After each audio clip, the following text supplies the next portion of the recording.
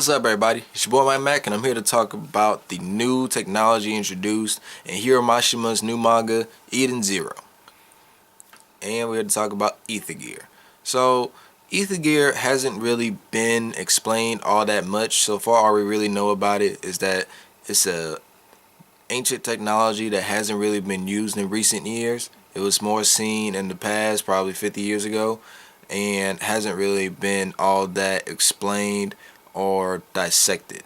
But from what we can tell so far, it seems that Ether Gear is something that's used and incorporated through the human body to be able to let it interact through a certain form of nature or a certain form of creation by using the natural source of ether, which is in nature, I guess. So we haven't really seen too many different uses of it. So far, we only have two examples of it. One coming from the main character, Shiki Granbell, in his ether gear that controls gravity.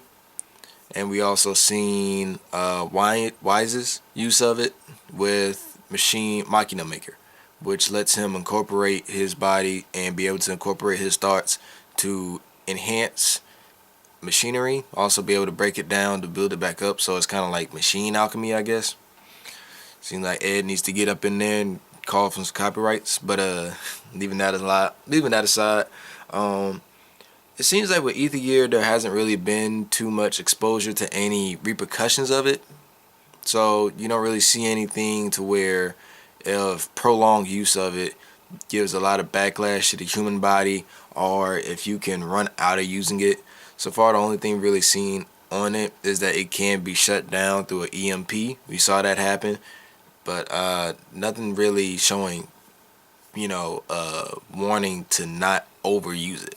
We haven't really seen Shiki use it that long in a fight. He hasn't had a long fight yet. It's only 13 chapters in. No reason why it should be. So we haven't really seen him have to go through and, go a long time with using it, and it probably draining his strength fast or anything. It doesn't show any signs of that either. So right now, that's like the only thing missing with it. We haven't seen too much variety of it, so it's no telling if Ether Gear can be used to be something that is more elemental based, or you can apply it to anything pretty much scientific. If it can be biological, if it can be body enhancing.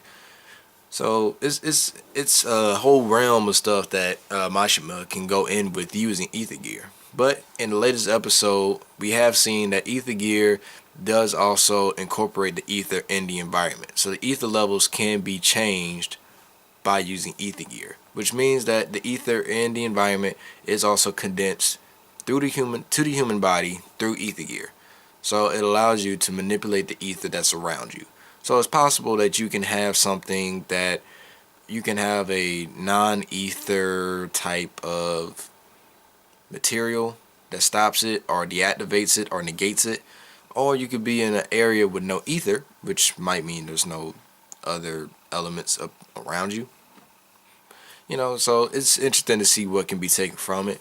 But so far, all we've really seen is the incorporated use of it for Shiki and fights, where he can change gravity, he can change his gravity, make himself lighter, heavier, change his direction, be able to make things lighter and heavier, be able to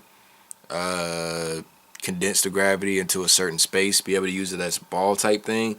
So it's still going to be interesting to see how else it can be used, where else it can be used, and what repercussions can come from it.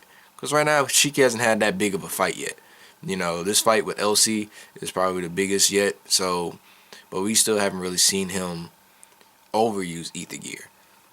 So any comments on the new thing, Ether Gear, what else it can do, how else it can possibly hurt Shiki in the long run?